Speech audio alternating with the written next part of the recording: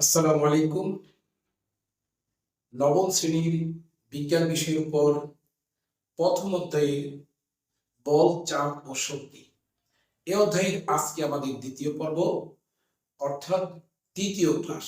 আজকের ক্লাসে আমরা নিউটনের মহাকর্ষ সূত্র নিয়ে আলোচনা করব, মহাকর্ষ সূত্রের গাণিতিক প্রয়োগ নিয়ে আলোচনা করব এবং মহাকর্ষ সূত্র দিয়ে পৃথিবীতে সকল বস্তু কণার মধ্যে আকর্ষণ বল কিভাবে বের করে আমরা তা জানবো। তার আগে সবার আগে জানতে হবে মহাকর্ষ কি। তাহলে আমরা আজকে বিষয়বস্তু হচ্ছে নিউটনের মহাকর্ষ সূত্র। মহাকর্ষ সূত্র এটা নিয়ে আমরা আলোচনা করব। সবার আগে জানতে হবে আমাদেরকে মহাকর্ষ। মহাকর্ষ হচ্ছে পৃথিবীর সকল বস্তু কণা। দেখো এই দুটা বস্তু আমরা এঁকে দিলাম, একটা বস্তু, এটাও বস্তু আর এটাও একটা বস্তু। সকল বস্তু কণা একে অপরকে কি করে নিচের দিকে আকর্ষণ করে, আকর্ষণকে বলা হচ্ছে মহাকর্ষ। আর সকল বস্তুগুলোর মধ্যে যদি কোনো একটা বস্তু যদি পৃথিবী হয় তাহলে সেটা হবে অভিকর্ষ। ধরো আমরা লিখলাম অভিকর্ষ। অভিকর্ষ ধরো এটা হচ্ছে একটা পৃথিবী, আমরা একটা পৃথিবী এঁকে নিলাম। দেখো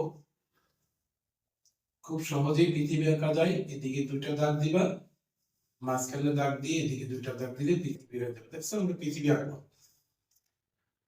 এইখানে ধরো এখন একটা অন্য একটা বস্তু, এটা একটা বস্তু আর এটা একটা পৃথিবী। এই পৃথিবী আর বস্তুর মধ্যে এই যে একটার মধ্যে একটা আকর্ষণ হয়, এই আকর্ষণটাকে বলা হচ্ছে অভিকর্ষ। তাহলে মহাকর্ষ এবং অভিকর্ষ কি আমরা তা বুঝতে পেরেছি।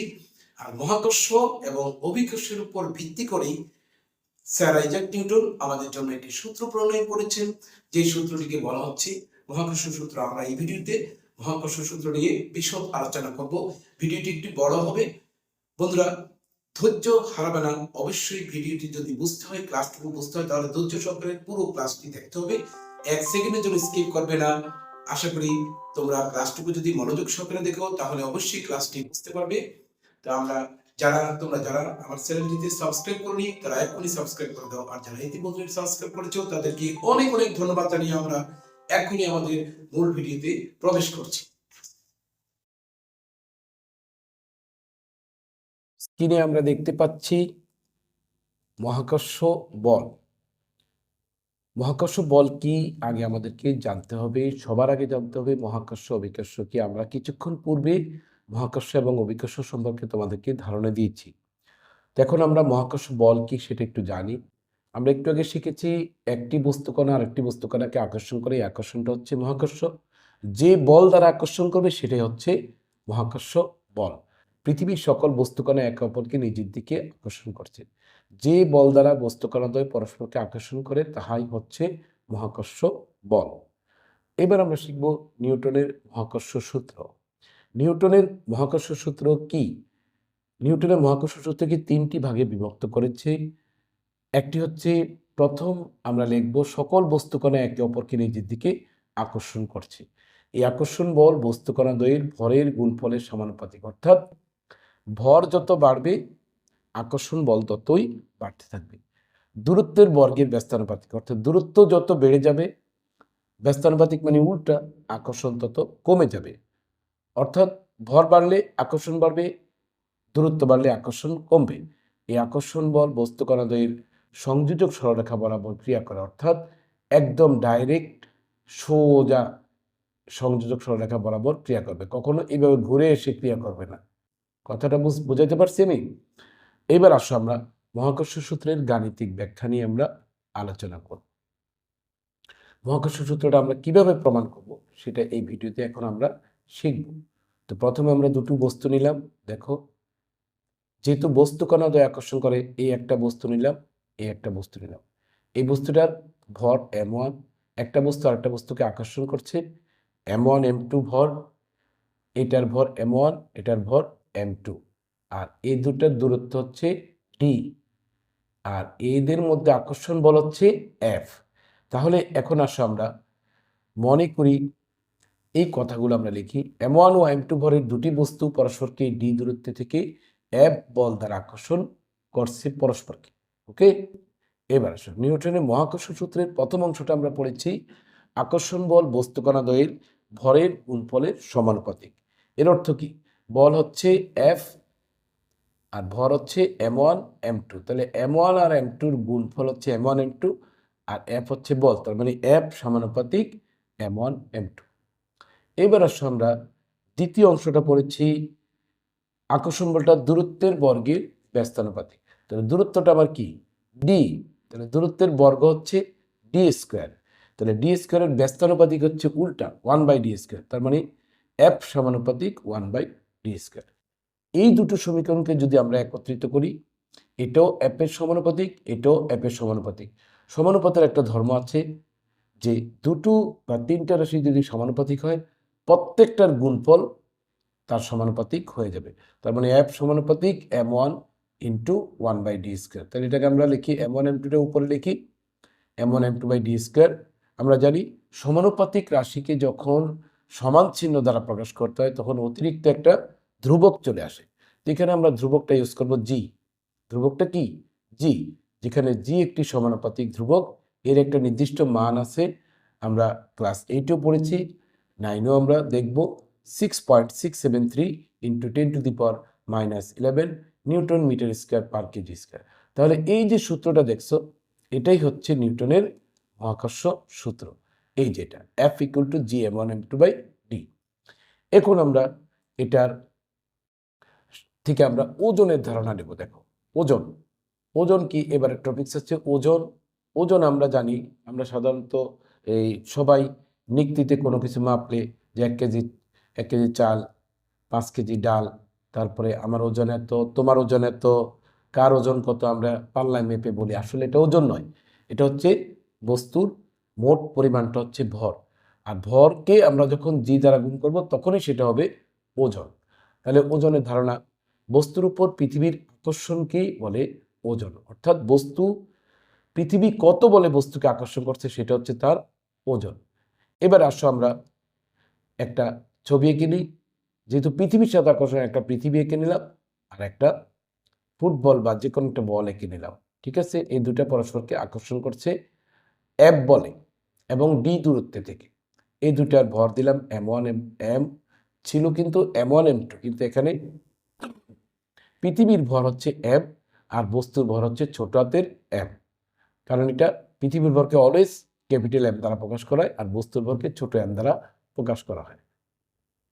তাহলে আমরা নিউটনের সূত্র জেনেছি, এফ ইকুয়াল টু জি m1 m2/d², কিন্তু এখানে কিন্তু m1 m2 নাই, এখানে m1 এর পরিবর্তে আছে m আর m2-র পরিবর্তে আছে ছোট m, তাহলে আমরা জি mm/d²। এবার এফ ইকুয়াল টু আমরা জানি m into G, F equal to M G, তাহলে m ইন্টু জি, এই m আর এ m বাদ দিয়ে দিলে আমরা জি পাইতেছি gm/d²। এখানে জিটাও ধ্রুবক, এমটাও ধ্রুবক, ডিটাও ধ্রুবক। জি হচ্ছে মহাকর্ষীয় ধ্রুবক, এম হচ্ছে পৃথিবীর ভর এবং ডি হচ্ছে পৃথিবীর ব্যাসার্ধ। এই তিনটার কখনোই পরিবর্তন হবে না। তাহলে এই তিনটার মান যদি আমরা এখানে বসিয়ে দিই তাহলে অবশ্যই আমরা জি এর মান পেয়ে যাব। আর জি এর মান যদি আমরা পেয়ে যাই তাহলে জি দিয়ে আমরা কি করব? ওজন বের করবো, F equal to M G. F equal to কি? এম ইন্টু জি, অর্থাৎ তোমার ভরকে, যেই বস্তুর ভর আমরা নিক্তিতে মাপবো সেই ভরকে জি দ্বারা গুণ করলেই কি ওজন চলে আসবে, কারণ ভরের তো কোনো পরিবর্তন হয় না। তাহলে ভর ফিক্সড, জিটা কিন্তু চেঞ্জ হয়। এই জি এর মান কিন্তু এটা হচ্ছে আদর্শ মান 9.8 আমরা জানি মিটার পার সেকেন্ড স্কোয়ার। আবার কখনো কখনো পৃথিবীর এই যে মেরু অঞ্চল দেখছো, মেরু অঞ্চলে একরকম, বিষুবীয় অঞ্চলে একরকম, ক্রান্তীয় অঞ্চলে একরকম, বিভিন্ন অঞ্চলের জি এর মান কিন্তু বিভিন্ন রকম। আবার চাঁদে গেলে একরকম। তাহলে চাঁদে যেমন আমাদের পৃথিবীর 9.8, চাঁদে 6/1 অর্থাৎ অনেক কমে যায়। তাহলে ওজন ডিফারেন্স হয় কিন্তু জি এর উপর নির্ভর করে। তাহলে আমরা F equal to M into G দিয়ে ওজন বের করবো। তাহলে আমরা ওজনের ধারণা পেয়েছি। এবার আমরা চলে যাব নিউটনের মহাকর্ষ সূত্র দিয়ে যে আমরা গাণিতিক ব্যবহার করব, আমরা কিছু গাণিতিক সমস্যার সমাধান করব। তো আমরা কয়েকটি সমস্যা তোমাদের সামনে তুলে ধরছি। দেখো, আগে একটা ছবি আঁকলাম যে এই এই যে দুইটা বস্তু দিছি, এই বস্তুটার নাম এ, এই বস্তুটার নাম হচ্ছে বি। তাহলে দুইটা বস্তু পরস্পরকে দেখো 6 মিটার দূরত্ব থেকে কি আকর্ষণ করছে। এটার ভর 10 কেজি, এটার ভর 500 গ্রাম। একটা কেজিতে দিয়েছি, একটা গ্রামে দিয়েছি। আমার ভর যদি কেজি থাকে কেজি হবে, গ্রাম থাকলে আবার কেজিতে আনতে হবে। দূরত্ব যদি মিটারে থাকে মিটারে, কিলোমিটার থাকলে মিটারে আনতে হবে, সেন্টিমিটার থাকলেও সেটা মিটারে আনতে হবে, কারণ দূরত্বের একক মিটার। তো আমরা প্রশ্নগুলো আগে লিখি। প্রথম প্রশ্ন হচ্ছে তোমার, বস্তু দুটির মধ্যকার আকর্ষণ বল কত? এই বস্তু দুইটা 6 মিটার দূরে আছে, ধরো এটা তুমি আর এটা আমি, তাহলে আমাদের দুজনের মধ্যে একটা আকর্ষণ থাকতে পারে। আমরা 6 মিটার দূরে আছি, তাহলে আমাদের মধ্যে আকর্ষণ বল কত আমরা আজকে এটা বের করা শিখাবো। এটা যদি বের করতে পারো তাহলে তোমাদের বাসা বাড়িতে ঘরে যে সকল বস্তু আছে সব বস্তুর সাথে বস্তুর কি আকর্ষণ আছে সেটা আমরা বের করতে পারব। তো এবার আমরা দ্বিতীয় প্রশ্ন দেখি, বস্তু দুটির ভরকে দ্বিগুণ এবং দূরত্বকে অর্ধেক করলে এদের মধ্যকার আকর্ষণ বলের কোনো পরিবর্তন হবে কি? যুক্তি দাও। 3 নম্বর প্রশ্ন দিচ্ছে উল্টা, ভরকে দ্বিগুণ না বলে অর্ধেক, দূরত্বকে অর্ধেক না বলে দ্বিগুণ, অর্থাৎ উল্টাও আসতে পারে। এবার আমরা দেখি আরও প্রশ্ন হতে পারে, ভরকে অর্ধেক করলে কোনো দূরত্বের কথা বলি না, ভরকে দ্বিগুণ করলে কোনো দূরত্বের কথা বলি না, বস্তু দুটি দূরত্বকে অর্ধেক করলে ভরের কথা বলি না, দূরত্বকে দ্বিগুণ করলে ভরের কোনো কথা নাই। এবার দেখো, ভর এবং দূরত্বকে দ্বিগুণ করলে, দুইটাই দ্বিগুণ করে ফেললে কি হবে? আবার ভর এবং দূরত্বকে অর্ধেক করলে দুইটাই যদি আমরা অর্ধেক করি তাহলে কি হবে? এই ধরনের অজস্র প্রশ্ন এখান থেকে আমরা তৈরি করতে পারি। আমরা আজকে এই প্রশ্নগুলো নিয়ে তোমাদের সাথে আলোচনা করব। অত্যন্ত ধৈর্য সহকারে ভিডিওটি দেখবে, কারণ বিজ্ঞানের বিষয়গুলো একটু বড় হয়। তোমরা যদি ধৈর্য হারা হয়ে যাও তাহলে বিজ্ঞান ক্লাস বুঝতে তোমাদের কষ্ট হবে। তো আশা করি ধৈর্য হারাবে না, মনোযোগ সহকারে ক্লাসগুলো দেখবে, স্কিপ করবে না। তা আমরা প্রথম প্রশ্নটা নিয়ে একটু আলোচনা করি। আসো প্রথম প্রশ্নটা আগে লিখি, ছবিটা আঁকলাম, প্রশ্নটা লিখলাম। আচ্ছা, এখানে দেখো এ একটা বস্তু, বি একটা বস্তু, তাহলে এই বস্তুর ভর হচ্ছে, আমরা ধরেছিলাম M1 10 কেজি, তাহলে লিখে ফেলি এই বস্তুর ভর M1 10 কেজি।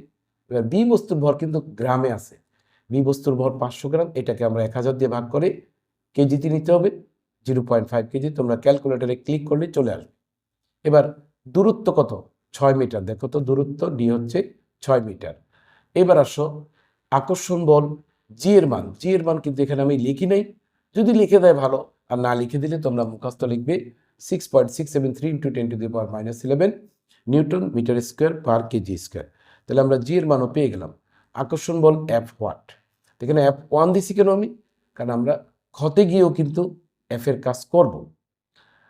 এবার আসো আমরা F1 = G(m1m2/d²). প্রথমে আমরা শিখেছি, দেখো এবার জি এর মান বসালাম, M1 এর মান বসালাম, M2 এর মান বসালাম, ডি এর মান বসালাম, সব কিছু বসিয়ে আমরা আকর্ষণ বল পেলাম এত।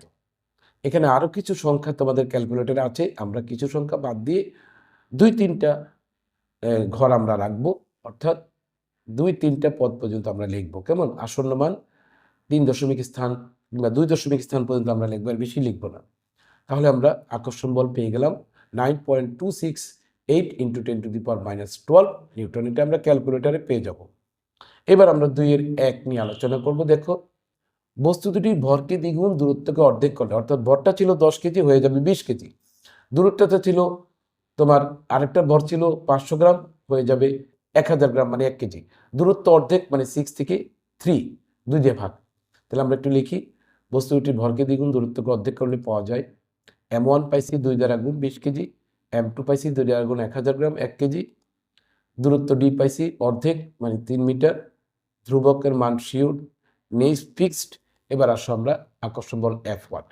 এবার আমরা পরবর্তী পেজে গিয়ে ওই সূত্র দিয়ে আমরা এটা বের করব। দেখো আমরা জানি D(m1m2/G(m1m2/d² হচ্ছে F। এখানে আমরা মানটা বসিয়ে দিলাম, 20 1 3² বসালে এই পাইতেছি। দেখো এখন এই মানটা আগের বলের সাথে কি পরিবর্তন হলো সেটাই হচ্ছে আমাদের প্রশ্ন। তাহলে এই মানটাকে তোমরা ক্যালকুলেটারে, এই যে দেখো এখানে আমি দেখাচ্ছি 1 নম্বরে আমরা যে রেজাল্টটা পেয়েছিলাম, এই যে এই পুরো রেজাল্টটা আমি লিখলাম এখানে 1 নম্বরে।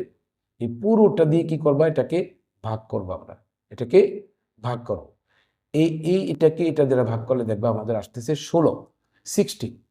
তার মানে 16 × F1, অর্থাৎ আগের F1কে 16 দ্বারা গুণ করলেই কি এটা চলে আসবে। তার মানে আগের বলের সাথে এখনকার বল 16 গুণ বেড়ে গেছে। তাহলে আমরা বলতে পারি যে বস্তুটির ভরকে দ্বিগুণ দূরত্বকে অর্ধেক করলে এদের মধ্যকার আকর্ষণ বল পূর্ববর্তী আকর্ষণ বলের 16 গুণ হবে। এবার আমরা আর প্রশ্নগুলো বাকিগুলো তোমরা করে নিবে। এটা অর্ধেক, অর্থাৎ 5 কেজি 250 গ্রাম, এটা ডাবল 12 মিটার করে নিবা। আর ভরকে দ্বিগুণ বললে শুধু এই দুইটাকে দ্বিগুণ করবা, এটা ঠিক থাকবে। ভরকে অর্ধেক বললে এটা হবে 5 কেজি 250 গ্রাম, দূরত্ব ঠিক থাকবে। আবার যদি বলে দূরত্বকে তোমার দ্বিগুণ, তাহলে শুধু এটাকে দ্বিগুণ করবে 12, এই দুইটা ঠিক থাকবে। যদি বলে দূরত্বকে অর্ধেক, তাহলে এটাকে 3 বানাবা, এই দুইটা ঠিক থাকবে।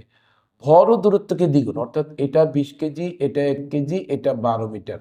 দেখবে এটা করার সময় তোমার আগের F1 এর মান আর তোমার পরে যে F বের করেছো ওটার মান একই রকম আসবে। তার মানে আমরা বলবো যে আকর্ষণ বলের কোনো পরিবর্তন হয় না। তাহলে এই দুইটা একই রকম। দেখো, ভর ও দূরত্বকে অর্ধেক, এই ভর এবং দূরত্ব দুইটাকে যদি অর্ধেক করো, দ্বিগুণ করো, 4 গুণ করো, 100 গুণ করো, 500 গুণ করো, যত রকমই করি আমরা, আকর্ষণ বলে কোনো পরিবর্তন হবে না। বন্ধুরা, আশা করি এতক্ষণ যে ভিডিওটি দেখেছ, স্কিপগুলো দেখেছ, অবশ্যই তোমরা ক্লাসটি বুঝতে পেরেছ। তো যাদের কোনো সমস্যা থাকে আমাকে অবশ্যই কমেন্ট বক্সে জানাবে। আমি যথাসাধ্য চেষ্টা করব তোমাদেরকে উত্তর দেওয়ার জন্য। আমার ভিডিওগুলো নিয়মিত দেখলে আশা করি তোমাদের আর কোনো সমস্যা থাকবে না। তোমরা সবাই ভালো থাকো, সুস্থ থাকো, এই কামনায় আমি মাহবুবুর রশিদ পাটোয়ারি আজকের জন্য তোমাদের কাছ থেকে বিদায় নিচ্ছি। খোদা হাফেজ।